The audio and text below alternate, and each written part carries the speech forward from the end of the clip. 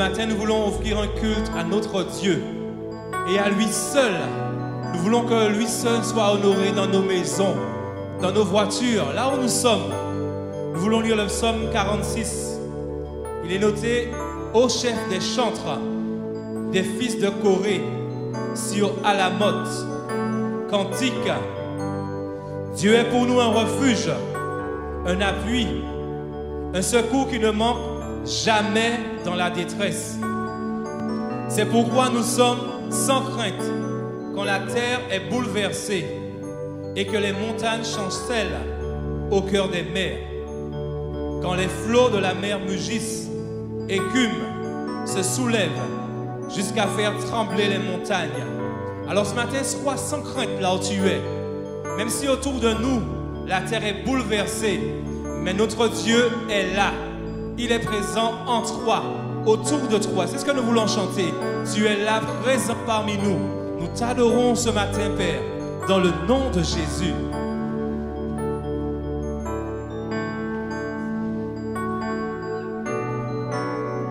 Tu es là, présent parmi nous.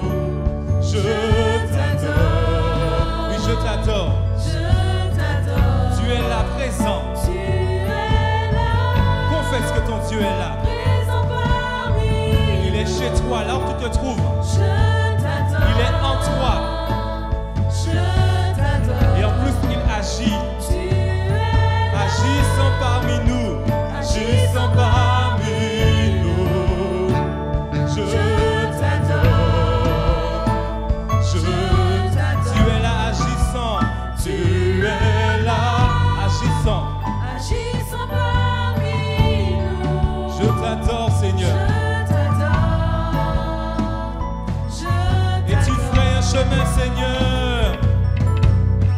Tu ferais un chemin au Père des miracles. Tu tiens tes promesses, lumière dans les ténèbres. Mon Dieu, c'est ce que tu es. Confesse-le.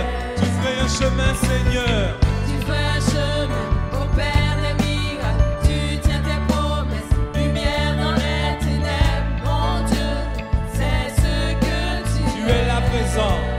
Tu es là, présent parmi nous. Je t'adore. Je t'adore. Tu es là, agissant Tu parmi nous. es là. Agissant parmi nous. Je t'adore. Tu restaures les cœurs brisés. Tu es là.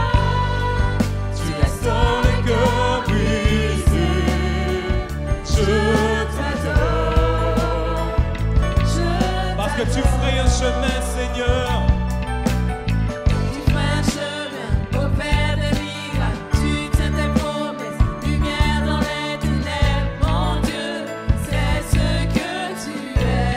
Un chemin.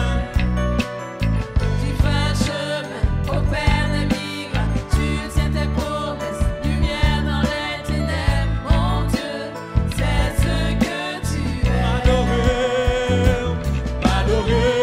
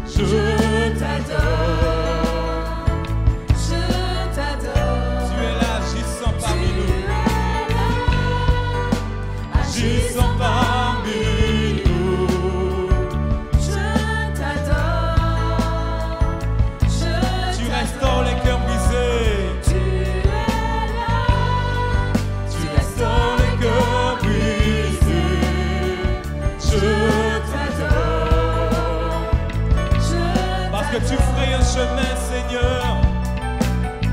Tu fais un chemin au Père des miracles, tu tiens tes promesses, lumière dans les ténèbres, mon Dieu, c'est ce que tu es. Tu fais un chemin au Père des miracles, tu tiens tes promesses, lumière dans les ténèbres, mon Dieu, c'est ce que tu es.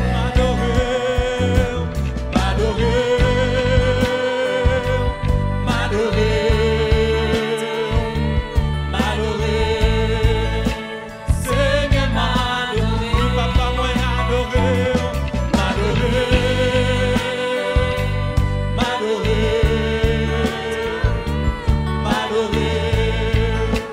Seigneur, de tout ton cœur, adore-le, m'adorer.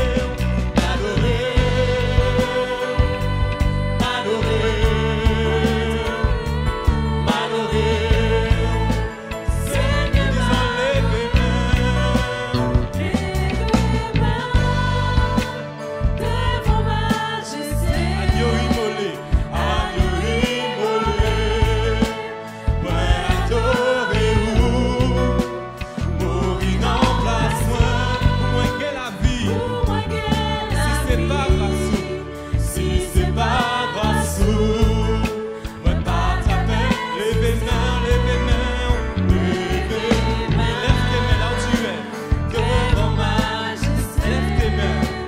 Agneau immolé, moi adorez-vous, mourir en place, moi, pour moi gagner la vie, si c'est pas grâce, pas ta peine. m'adorer,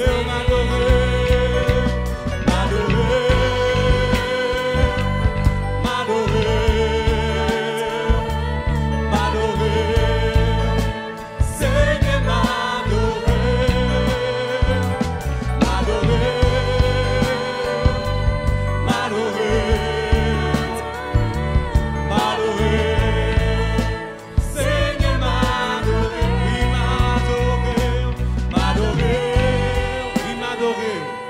m'adorer, adore ton Dieu,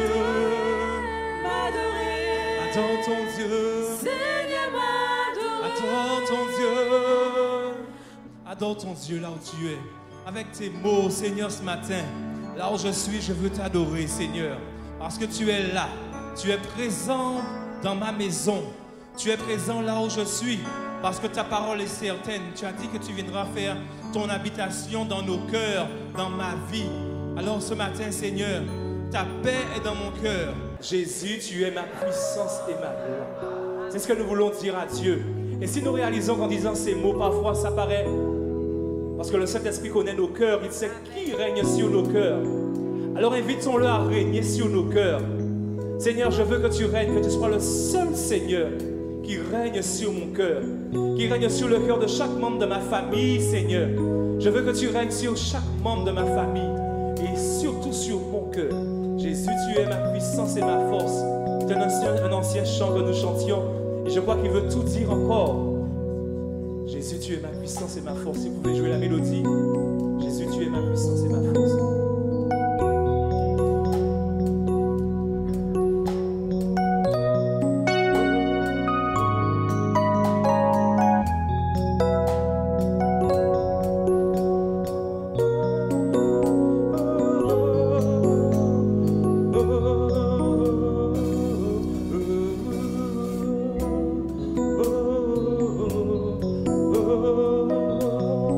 Jésus,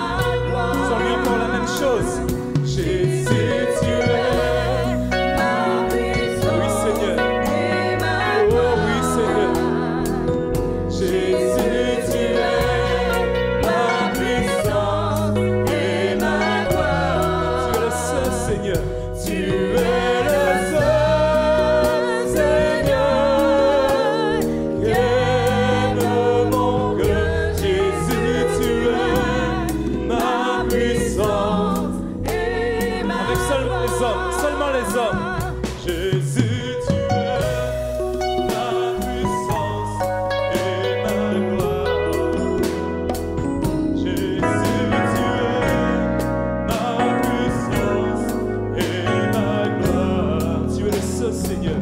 Tu es le seul Seigneur. Aime mon cœur, Jésus, tu es ma puissance. Et toutes les dames, Jésus, tu es. Jésus, tu es ma puissance et ma gloire. Jésus, tu es ma puissance et ma gloire. Tu es le seul Seigneur.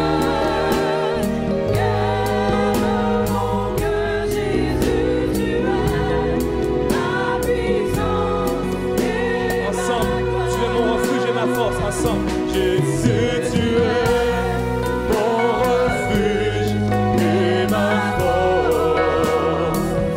Jésus, tu es mon refuge et ma force. Tu es le seul Seigneur.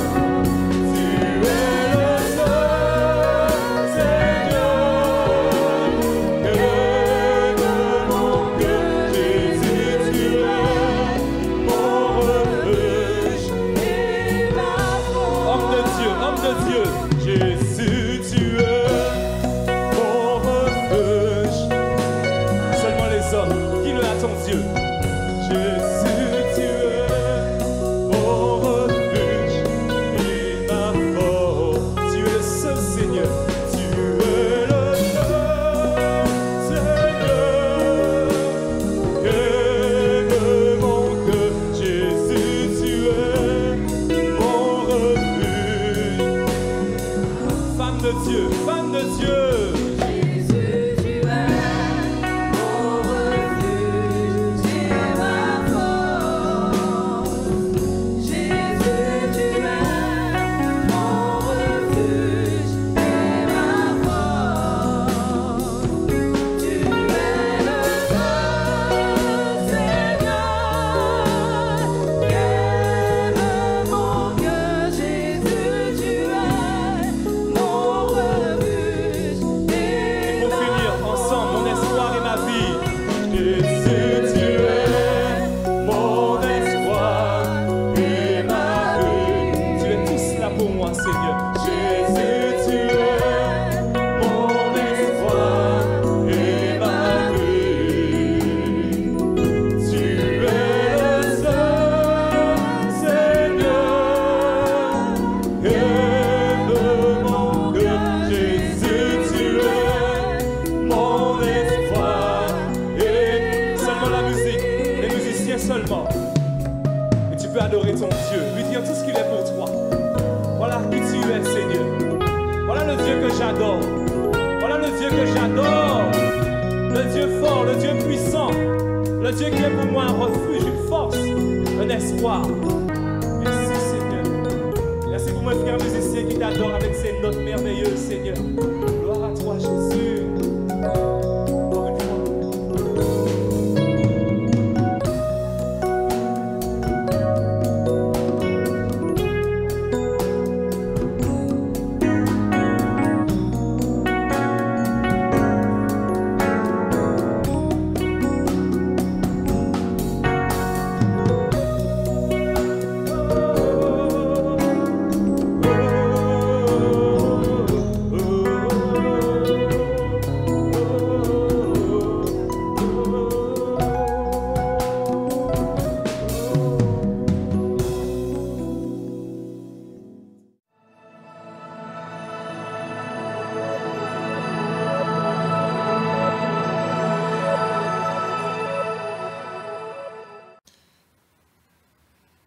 Béni soit le nom du Seigneur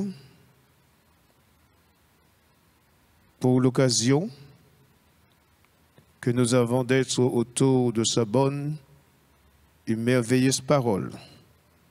Avant de méditer la parole du Seigneur, les Saintes Écritures, simplement je vais prier pour que cette parole que vous allez entendre puisse faire écho dans votre cœur, puisse apporter la joie, la grâce, la restauration, le renouvellement, qui c'est aussi tout ce dont vous avez besoin par rapport à vos questions, à vos préoccupations.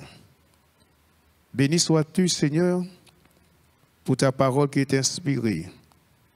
Béni sois-tu parce que ta parole, quand elle est annoncée, elle est proclamée, elle ne retourne pas à toi sans avoir fait son effet, sans avoir exécuté tes desseins et ta volonté. Merci de bénir tous ceux qui vont entendre ta bonne et merveilleuse parole. Gloire te soit rendue pour, Seigneur, un verset, un texte de l'Écriture. Béni sois-tu, Seigneur, parce qu'au travers de ta parole, tu vas fortifier, tu vas encourager, tu vas restaurer, tu vas renouveler. Merci parce qu'au travers de ta parole, Seigneur, eh bien, tu vas donner une direction.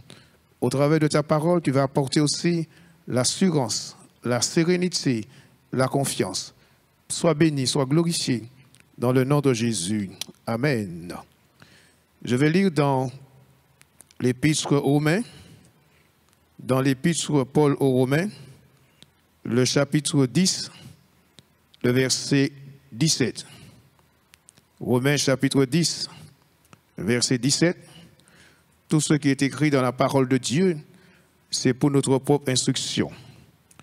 Il est écrit dans Romains chapitre 10, verset 17.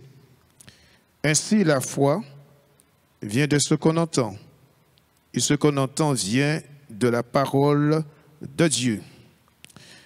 La foi est un tout petit mot de 3 lettres, mais aussi important pour notre vie chrétienne. La foi, eh bien, n'est pas dans notre cœur comme cela. La foi, ce n'est pas le produit de notre imagination. On ne se lève pas un beau jour et on dit que j'ai la foi. Mais c'est Dieu qui dépose la foi dans notre cœur. Et comment Dieu dépose la foi dans notre cœur? Par la puissance de son esprit. La foi n'est pas le produit de notre imagination, puisque la Bible dit dans Hébreux chapitre 12, puisque Jésus est l'auteur, Jésus est la source de la foi. Dans Hébreux chapitre 12, verset 2, où l'auteur encourage ses destinataires à avoir les yeux fixés sur Jésus, qui est le chef et le consommateur de la foi. Il n'est pas dit que Jésus est l'auteur de ma foi, mais Jésus est l'auteur de la foi. La foi, puisqu'il est dit que la foi vient de ce qu'on entend vient de la parole de Dieu. C'est au travers du Saint-Livre, au travers de la Bible que naît la foi, puisque la Bible c'est la parole de Dieu. La Bible, c'est le livre de Dieu. La Bible est inspirée. Et c'est par la Bible que nous apprenons à connaître qui est Dieu. Alors, l'apôtre Paul écrit à ses frères et sœurs de l'église de Rome en leur disant que la foi vient de ce qu'on entend et ce qu'on entend vient de la parole de Dieu. La foi nous permet de saisir les réalités spirituelles et célestes. La foi aussi nous permet, je dirais, de garder l'espérance. Et c'est pourquoi que Paul pouvait écrire à ces mêmes chrétiens de Rome, il est dit d'espérer contre toute espérance. La foi est le fondement de la vie chrétienne, parce que la foi demeure. Et l'apôtre écrit, Paul, aux chrétiens de Corinthe, en leur disant il y a 3 choses qui demeurent. Et d'abord, la foi, l'espérance et la charité. La foi, l'espérance et la charité. La foi, puisque la foi vient de ce qu'on entend vient de la parole de Dieu. La foi, elle est située où? La foi est située dans la région de notre cœur. Et c'est pourquoi Jésus a pu dire, si tu crois de tout ton cœur, enfin c'est Paul qui pouvait dire, si tu crois dans ton cœur que Dieu a ressuscité Jésus-Christ d'entre les morts, alors tu seras sauvé. La foi, c'est un fait. La foi nous permet, je dirais, de compter et d'attendre les promesses de Dieu. La foi, c'est se fier en Dieu. La foi, c'est croire, je dirais, en Dieu. Parce que Dieu est digne de confiance. Alors la foi vient de ce qu'on entend, et de ce qu'on entend vient de la parole de Dieu. Autre version, il est dit, la foi s'obtient par la parole écrite, par la parole de Dieu. La foi est de croire Dieu sur parole. Jésus a pu dire à un moment donné, dans Luc au chapitre 18, verset 8, « Trouverai-je de la foi quand je vais revenir? Trouverai-je de la foi ?» Jésus n'a pas dit s'il trouvera des miracles sous la terre, mais il a dit, trouverait-il de la foi sous la terre? Jésus n'a pas dit qu'il n'aura pas la foi sous la terre, mais c'est une question dont il attendait une réponse en disant, quand il va revenir, trouvera-t-il de la foi sur la terre? La foi est précieuse devant Dieu. La foi est produite dans notre cœur. La foi est produite aussi dans notre esprit et non dans notre tête. Je répète, la foi, au point de vue biblique, est produite où? Dans notre cœur, dans notre esprit et non dans notre tête. La foi vient de ce qu'on entend. La foi vient de ce qu'on entend. Et ce qu'on entend vient de la parole de Dieu. Puisque la foi vient de la parole de Dieu, pour que nous puissions garder la foi, il est bon que notre foi se nourrit. Mais comment notre foi va-t-elle se nourrir si ce n'est uniquement de la parole de Dieu? Jésus a dit dans Matthieu chapitre 4, verset 24, il est question par rapport au contexte, je dirais la tentation de Jésus dans le désert. Jésus a pu dire à Satan le diable, l'homme ne vivra pas seulement de toute parole, mais de toute parole qui sortira de la bouche de Dieu. Jésus rappelle ce qui est écrit et qui était écrit dans l'Ancienne Alliance, dans l'Ancien Testament, en disant l'homme ne vivra pas seulement de toute parole, mais de toute parole qui viendra de la bouche de Dieu. Qui veut dire que la parole de Dieu est une nourriture excellente pour notre âme. Cette parole, on a besoin de la lire. On a besoin, je dirais, de la méditer. On a besoin aussi de la mémoriser. Et Dieu a pu dire à Josué qui a succédé Moïse en lui disant, il ne serait pas bon que tu puisses t'éloigner du livre de la loi. Du livre de la loi et de le méditer chaque jour, nuit et jour. Et en méditant le livre de la loi, c'est alors que tu auras du succès et de la réussite dans tes entreprises. La foi a besoin d'être nourrie par la parole de Dieu. La foi aussi a besoin de se développer. En fin de compte, pour Dieu, ce n'est pas d'avoir une quantité de foi ou une grande foi. Bien qu'à un moment donné, Jésus a pu dire concernant un homme qui est venu pour recevoir une grâce toute particulière, Jésus pouvait s'adresser, surtout en s'adressant aux Juifs, en disant « Je n'ai pas vu une si grande foi en Israël ». Alors, il est bon de savoir que la foi peut se développer. Comment notre foi, ta foi peut se développer? C'est uniquement en contact avec les Écritures, qui veut dire le livre dont je tiens entre mes mains, c'est la parole de Dieu. J'ai besoin de la lire. J'ai besoin de la méditer. J'ai besoin que cette parole puisse faire une œuvre excellente dans ma vie. La foi naît à partir de la parole de Dieu. La parole de Dieu nous rappelle l'essentiel de la foi. Dans Hébreux chapitre 11, verset 1er, il est dit « La foi est une ferme assurance. » La foi est une ferme assurance. L'assurance est une bonne chose pour l'être humain. Exemple, pour faire quelque chose, on a besoin d'une assurance. Une assurance, c'est-à-dire une mission, un projet, un voyage. La foi est une ferme assurance. L'auteur dit la foi est une ferme assurance. Cette expression ferme d'assurance signifie littéralement ce qui se tient en dessus ou fondement. La foi est un fondement. La foi est une ferme assurance. Comme dit l'auteur en s'adressant à ses destinataires. C'est-à-dire que la foi donne une certitude. La foi donne une assurance, mais une assurance inébranlable. Or, la foi, c'est la ferme assurance. Des hommes de la même nature que nous, qui avaient des tares et des faiblesses, eh bien, lorsque Dieu a prononcé une parole à leur égard, ils ont fait confiance à Dieu. Exemple, dans Genèse chapitre 15, verset 6, Genèse chapitre 15, verset 6, il est écrit, Abraham eut confiance en l'Éternel qui le lui imputa à justice. Abraham est un homme de la même nature que nous. La Bible dit que Dieu lui a demandé de quitter sa famille, de quitter ses terres, de quitter son pays. Il est parti dans un pays où il ne savait pas où il allait. Mais c'est Dieu qui le conduisait. C'est Dieu qui le dirigeait.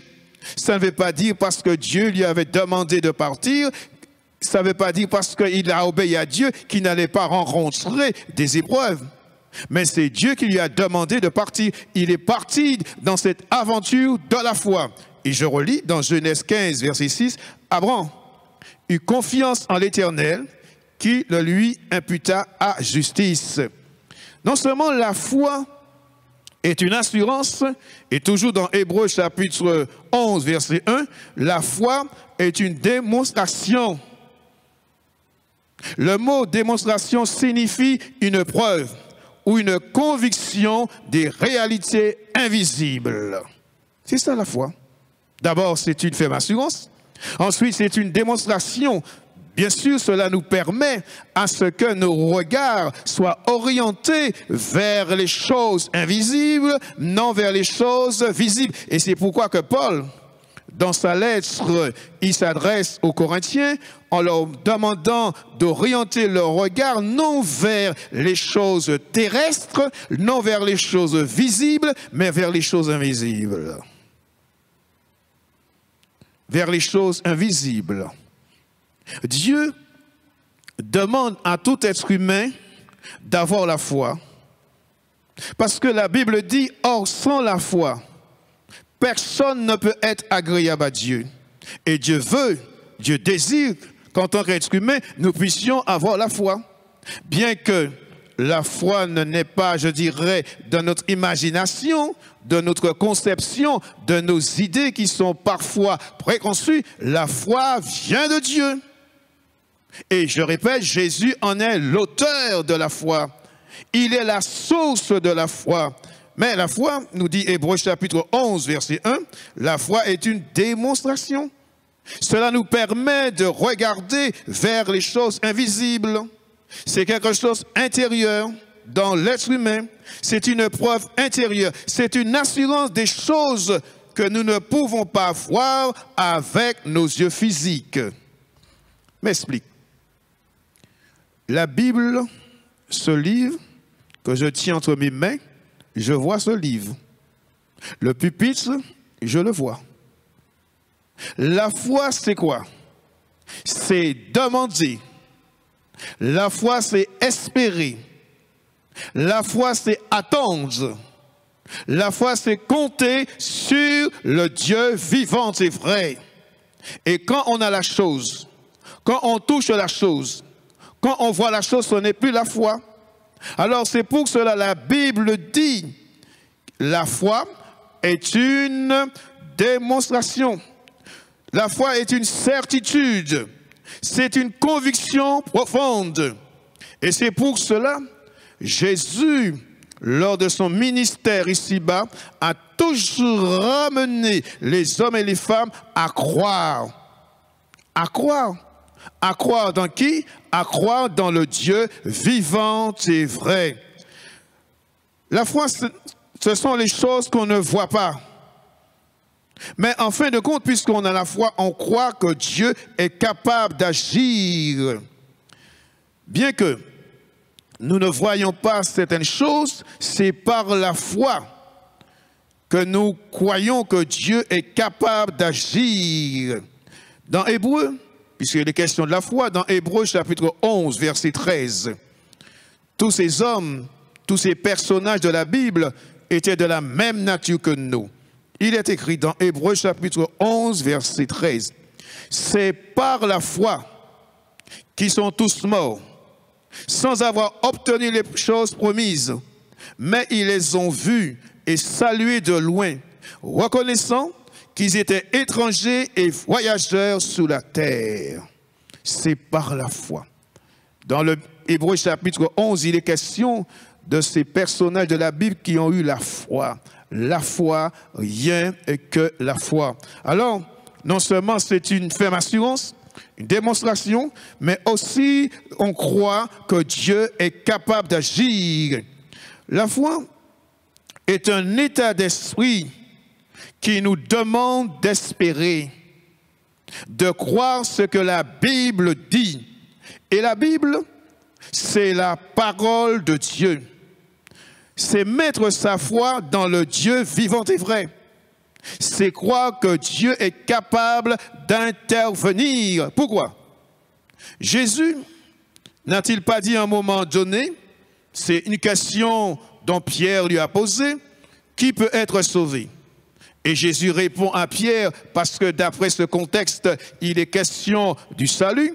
Et Jésus répond à Pierre, mais à Dieu, tout est possible. C'est ça la foi. Mais à Dieu, tout est possible. Ça veut dire, je prie, je crois. Je prie, je crois. Je prie, je crois. Je prie, je crois. Parce que c'est Dieu qui le dit. Il est capable d'agir au-delà de ce que nous pouvons demander et de ce que nous pouvons penser. Il est capable d'agir au-delà, mais aussi infiniment. La foi, c'est quoi? La foi, c'est s'attendre. La foi, c'est compter sur la grâce de Dieu. La foi, eh bien, plaît à Dieu.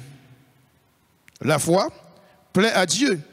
Il nous est dit dans Hébreux chapitre 11, verset 5, il est question d'un homme de la même nature que nous. Hébreux chapitre 11, verset 5, parce que la foi plaît à Dieu. C'est par la foi qu'Enoch fut enlevé pour qu'il ne vit point la mort et qu'il ne parut plus parce que Dieu l'avait enlevé. Car avant son enlèvement, il avait reçu le témoignage qu'il était agréable à Dieu. Qu'il était agréable à Dieu. En fin de compte, qui est Enoch? C'est le livre de la Genèse qui nous donne quelques aperçus ou quelques particularités d'Enoch, selon Genèse chapitre 5, verset 21 jusqu'au verset 4. Genèse chapitre 5, verset 21 jusqu'au verset 24. Enoch, âgé de 65 ans, engendra Méthusélah. Enoch, après la naissance de Méthusélah, marcha avec Dieu 300 ans. Et il engendra des fils et des filles. Tous les jours d'Enoch furent de 365 ans. Enoch marcha avec Dieu, puis il ne fut plus parce que Dieu le prit. Enoch était un homme de la même nature que nous. Il était un mortel comme nous. Il avait les mêmes passions que nous. Il était, je dirais, assujetti aux mêmes tentations que nous. Enoch n'était pas exempt de péché, puisque la Bible dit par, je dirais, l'écrit de l'apôtre Paul, tous ont péché et sont privés de la gloire de Dieu. Et tous les hommes sont sous l'empire du péché. Et c'est à cause de la désobéissance d'Adam que le péché est entré dans le monde. Mais gloire soit rendue à Dieu qui a envoyé Jésus-Christ afin que nous, en tant qu'êtres humains, nous soyons réconciliés avec Dieu. Enoch marcha avec Dieu. Enoch marcha avec Dieu. Mais que veut dire marcher avec Dieu? Marcher avec Dieu signifie, et cela implique, avoir la foi. On ne peut pas marcher avec Dieu si on n'a pas la foi. Et pour marcher avec Dieu, on a besoin de la foi. Pour marcher avec Dieu, on a besoin de l'aide et le secours de Dieu. Je ne peux pas dire de moi-même que je marche par la foi si je n'ai pas le secours et l'aide de Dieu. Enoch était aussi assujetti à toutes les tentations. Il a vu certaines choses. Un homme de la même nature que nous. Mais la Bible dit quel témoignage, quel puissant témoignage, Enoch marcha avec Dieu. Que signifie marcher avec Dieu? C'est vivre en toute communion avec Dieu. Et pour marcher avec Dieu, je répète, cela implique la foi. C'est aussi une relation de foi et d'obéissance. Puisque ce texte d'introduction, la foi vient de ce qu'on entend, et de ce qu'on entend vient de la parole de Dieu. Maintenir une relation régulière avec Dieu, c'est ça marcher par la foi. Comment on peut marcher par la foi? D'abord, c'est avoir une communion intime et profonde avec Dieu. Et pour marcher avec Dieu, marcher par la foi, on a besoin, je dirais, de la prière. La prière, c'est un moyen de communion, de communication avec Dieu. La prière, c'est un moyen pour que l'homme puisse entrer en contact avec Dieu. Et c'est pour cela, Jésus n'a-t-il pas dit concernant la prière secrète dans Matthieu chapitre 6, verset 6, où il dit « Lorsque vous priez », cela veut dire à partir du moment que vous décidez de prier, à partir du moment que vous voulez prier, Dieu ne force pas les hommes et les femmes à prier. Il faut que cela soit un appel, que ce soit un désir. Et Jésus dit, entre dans ta chambre. Ça veut dire être dans un lieu calme et tranquille. Et là, Dieu te voit, le Dieu invisible. Le Dieu que nous ne voyons pas par nos yeux, mais par les yeux de la foi. Nous le voyons, il est présent, il est là. Parce que Jésus a dit, je reviens par rapport à ce texte, Jésus a dit, tout est possible à Dieu. Ça veut dire que dans le lieu secret, Dieu est là. Dieu se trouve partout. Dieu est hors du temps, hors de l'espace. Le Dieu créateur existe par lui-même. C'est lui qui a tout créé. Tout est soumis à lui. Et c'est pour cela il est dit au commencement, Dieu créa les cieux et la terre. Et par la puissance de sa parole, il nous est dit, Dieu dit que la lumière soit et la lumière fut. Et d'après le psaume 33, verset 6, il est dit que c'est par ta parole que tu as créé toutes choses, par le souffle de ta bouche, c'est-à-dire par la puissance de son esprit, qui est un agent actif, un agent puissant. L'esprit, la puissance de l'esprit donne vie, restaure, ranime, console et bénit. Alors, la prière, dans le lieu secret, Dieu est là. Il te voit. Et puisqu'il te voit, tu l'appelles et tu as la foi. Tu demandes à Dieu d'intervenir dans une situation quelconque, dans une difficulté, dans un problème particulier. Il te voit et il te le rendra. L'apôtre Paul disait à ses destinataires, il est bon que tout homme prie en tout lieu.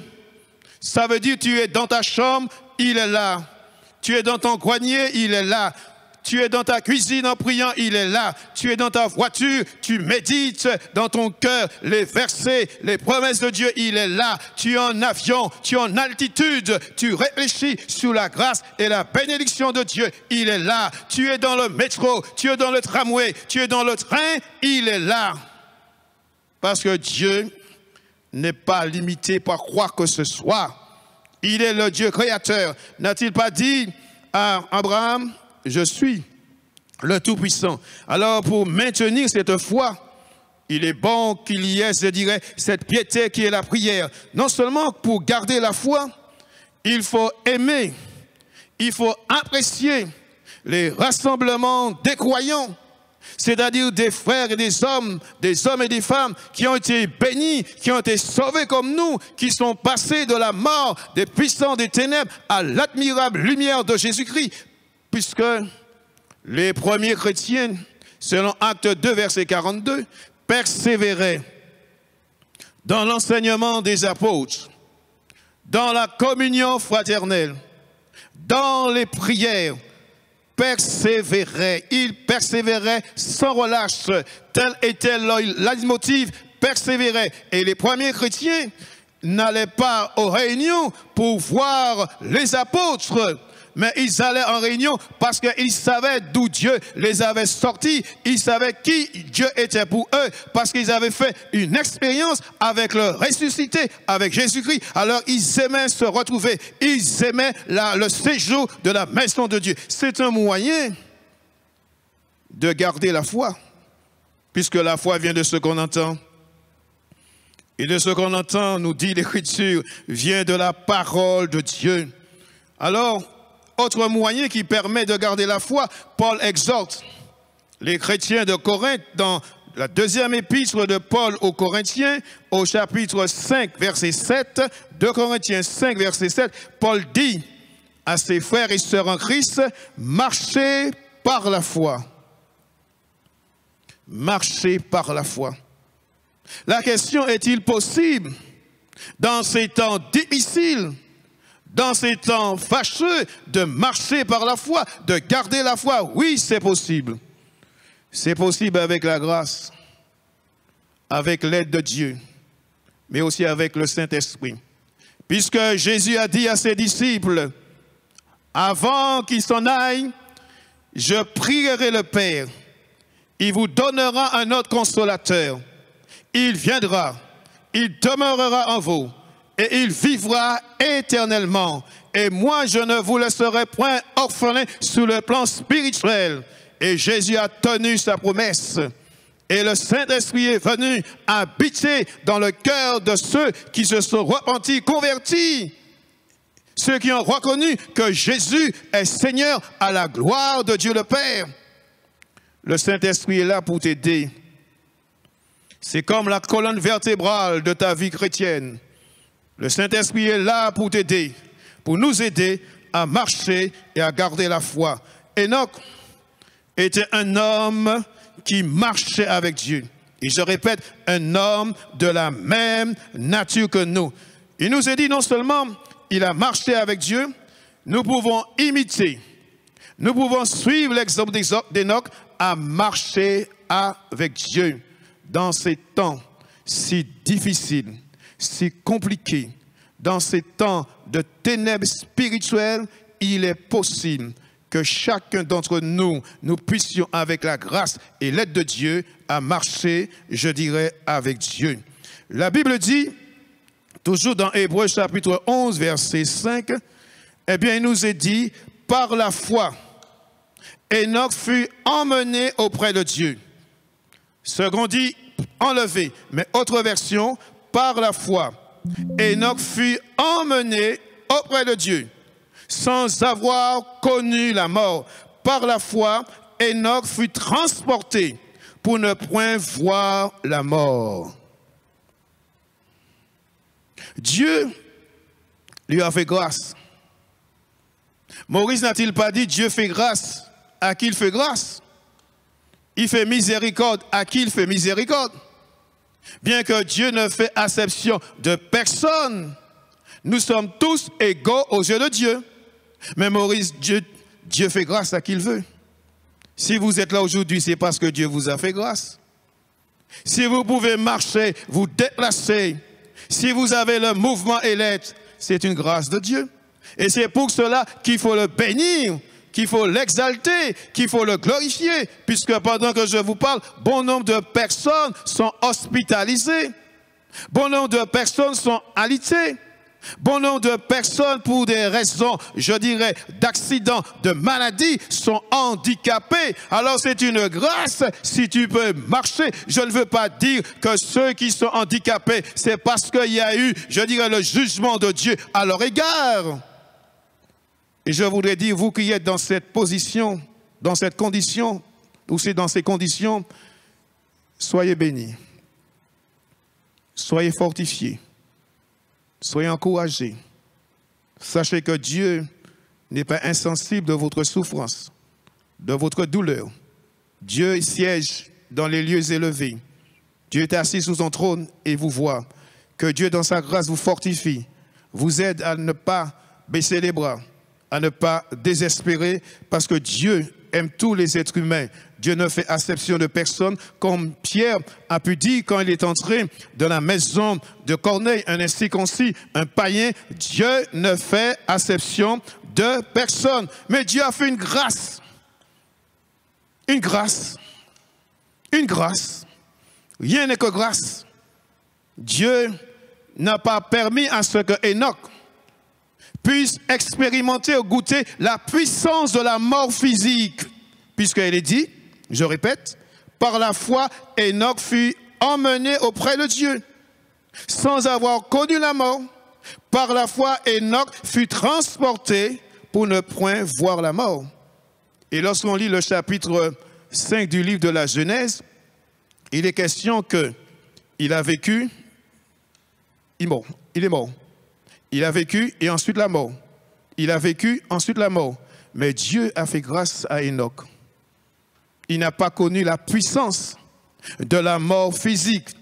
En fin de compte, c'est la désobéissance d'Adam que la mort, la maladie est entrée dans le monde. Mais gloire soit rendue à Dieu, puisque la Bible dit, viendra un jour, toutes ces choses vont disparaître, la mort, mais aussi la maladie. Dieu l'a enlevé. Dieu le prie. Oh, ce n'est pas un kidnapping, hein? Dieu le prie. Dieu l'a enlevé. Puisqu'il est dit que c'est par la foi. Et la Bible dit, sans la foi, il est impossible d'être agréable à Dieu. La vie d'Enoch nous apprend qu'il existe une vie après la mort. Dieu le prie. Puis qu'il ne puisse pas connaître, je répète, la puissance de la mort physique. Puisqu'elle est dit dans Hébreux chapitre 9, verset 27, Hébreux 9, verset 27, il est réservé à l'homme de mourir une seule fois, et après quoi vient le jugement. Dieu désire que tous les hommes soient sauvés. Dieu désire que tous les hommes parviennent à la connaissance de la vérité et soient sauvés. Mais chacun choisit sa destinée. Et Dieu dit choisis la vie ou la mort. Mais il est bon de choisir la vie. Parce que la vie, ça vaut la peine d'être vécue en Jésus-Christ. Et celui qui choisit la vie, celui qui choisit Dieu, celui qui choisit Jésus, il est dit qu'il donne le don de la vie éternelle. Puisqu'il dit que le salaire du péché, c'est la mort, mais gloire soit rendue à Dieu. La vie éternelle, le don de Dieu, c'est la vie éternelle. Que ces quelques paroles puissent faire du bien à votre cœur et vous amener à réfléchir, vous qui pour l'instant, vous n'êtes pas encore repentis de vos péchés, vous qui marchez sans loi et sans foin, vous qui vous moquez de Dieu. Dieu a un regard particulier sur vous. Dieu ne veut pas, je dirais, votre mort. Dieu désire le bien-être spirituel de tout être humain. Puisque la Bible dit, ah c'est formidable et c'est beau, la Bible est là pour nous aider à comprendre quelle est la volonté de Dieu, ce que Dieu veut pour nous. Il nous a dit que Dieu a créé l'homme à son image et à sa ressemblance. L'homme est sorti de la poussière de la terre et Dieu a soufflé dans ses narines un souffle de vie et l'homme est devenu une âme vivante. Gloire soit rendue à Dieu. Dieu vous aime, puisque Jésus a dit concernant le salut, car Dieu a tant aimé le monde, qu'il a donné son Fils unique, afin que quiconque croit en lui ne périsse point, mais qu'il ait la vie éternelle. Toujours dans Hébreux chapitre 11, verset 5, il est dit que Enoch était agréable à Dieu. Autre version, plaisant à Dieu. Il avait plu à Dieu. La foi est essentielle pour être agréable à Dieu selon Hébreux chapitre 11, verset 6. Or, sans la foi, il est impossible d'être agréable à Dieu. Dans la Bible, on a eu des hommes qui ont été agréables à Dieu. Bien, c'était des hommes de la même nature que nous. Je vais citer quelques-uns. Noé a trouvé grâce aux yeux de Dieu. Et Dieu lui a donné l'ordre de construire une arche. Noé est un homme de la même nature que nous. Abraham n'a-t-il pas trouvé grâce aux yeux de Dieu? Et Dieu lui dit, quitte ton pays, quitte ta patrie. On a aussi Daniel, qui n'était pas dans son pays. Il était à Babylone, où là c'était l'idolâtrie, c'était le péché. Mais Daniel a été agréable à Dieu, parce qu'il refusa de se souiller avec les mains du roi. Et Jésus est le modèle par excellence, le modèle parfait. Or, il pouvait dire, Père, je te loue de ce que tu m'exauces toujours. Parce que Jésus faisait toujours ce qui était agréable à son Père, à Dieu le Père. Pour plaire à Dieu, il est essentiel de croire en lui et dans ses promesses. La foi implique la conviction que Dieu existe. Sans cette croyance fondamentale, il est impossible d'établir une relation avec Dieu. Sans la foi, il est impossible de vivre en harmonie avec Dieu. Alors, je rappelle ce texte d'introduction. La foi vient de ce qu'on entend. Et de ce qu'on entend vient de la parole de Dieu. En résumé, chercher Dieu, cela implique aussi avoir de la foi. Chercher Dieu, selon les principes bibliques, cela implique avoir la foi. Chercher Dieu, comme cela doit se faire, puisqu'il est dit dans Jérémie chapitre 29, verset 13, si vous me cherchez, vous me trouverez. Si vous me cherchez de tout votre cœur, il y a la bonne manière de chercher Dieu. Et si on cherche Dieu de la bonne manière, avec foi, on va le trouver. Et c'est impossible de chercher Dieu de la bonne manière ou de ne pas le trouver. Oui, et c'est pourquoi il est dit, quiconque cherche Dieu le trouve. Et comment chercher Dieu? D'abord, chercher Dieu par Jésus-Christ, par le Fils éternel, par celui qui a pu dire, glorifie ton Fils de la gloire qu'il avait auprès de toi avant que le monde fût. Et Jésus n'a-t-il pas dit, je suis le chemin, la vérité et la vie. Il a pu dire à ceux qui l'écoutaient, nul ne va au Père que passer par moi. Alors pour chercher Dieu, il faut d'abord passer par Jésus. Parce que c'est en Jésus il y a le salut. Et c'est pourquoi Pierre pouvait dire à ceux qui l'écoutaient, il y a le salut uniquement en Jésus. On ne peut pas être sauvé sans passer par Jésus. Il faut passer par Jésus. Alors, que Dieu, dans sa grâce, puisse mettre dans votre cœur cette foi.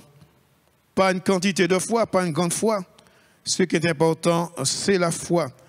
Que le Seigneur vous bénisse, qu'il vous fasse grâce et que cette parole puisse faire un effet salutaire, un effet de grâce, un effet de bénédiction en faisant confiance au Seigneur.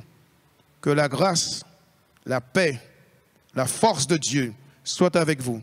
Mais rappelez-vous que c'est Dieu qui donne la foi. Il mettra dans votre cœur une mesure de foi afin que vous puissiez saisir et vous attendre des promesses de Dieu. Seigneur, merci pour ta parole.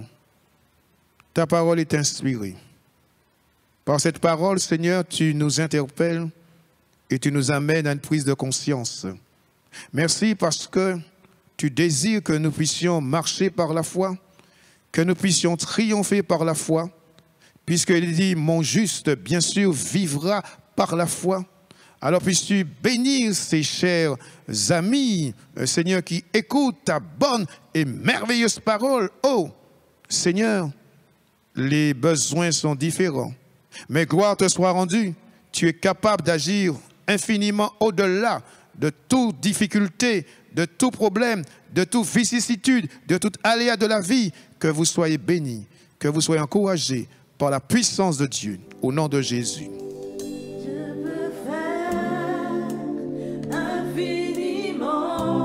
Oui, Seigneur. Et au-delà, Tous ensemble, nous chantons ce refrain. plus que tout ce que nous demandons, imaginons. Merci, Seigneur. Ces promesses, oui et amen, se réalisent. Tout ce que tu dis se réalise, Seigneur, sur nos familles. Sa parole, toujours sûre et certaine, s'accomplira. Parce que ton Dieu il est puissant. Car il est puissant. Dieu est puissant. C'est le Dieu de l'impossible. Dieu de l'impossible. Je sais qu'il peut tout accomplir. Tout accomplir, il est sans limite. En lui, je peux tout accomplir. Tout accomplir. Dieu est grand, majestueux, il règne en Merci, moi. Seigneur. Le Dieu majestueux a choisi de régner en moi. Il ordonne, calme les tempêtes, il a tout pouvoir. Merci, Seigneur. Par sa force incomparable, il nous soutient. Merci, Seigneur. Tu me soutiens. À savoir, ce qui était mort revient à la vie. Dieu de l'impossible, je sais qu'il peut tout accomplir, tout accomplir, il est sans limite. En lui, je peux tout accomplir. Dieu de l'impossible. Dieu de l'impossible, je sais qu'il peut tout accomplir, tout accomplir, il est sans limite. En lui, je peux tout accomplir. Dieu de l'impossible. Dieu de l'impossible, je sais qu'il peut tout accomplir, tout accomplir, il est sans limite. En lui, je peux tout accomplir. Dieu de l'impossible. Dieu de l'impossible, je sais qu'il peut tout accomplir, tout accomplir, il est sans limite. En lui, je peux tout accomplir. Dieu de l'impossible. Dieu de l'impossible, je sais qu'il peut tout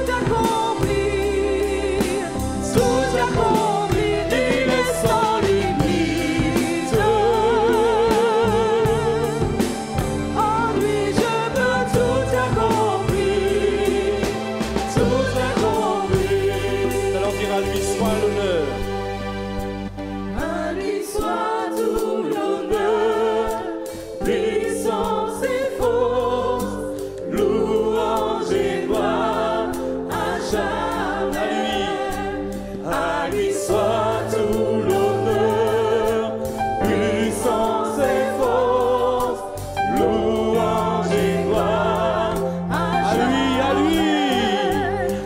À lui soit tout l'honneur, puissance et force, louange et gloire. Encore une fois à lui soit tout l'honneur, puissance et force, louange et gloire. Dieu de l'impossible, Dieu de l'impossible. Je sais qu'il peut tout accomplir, tout accomplir, il est sans limite.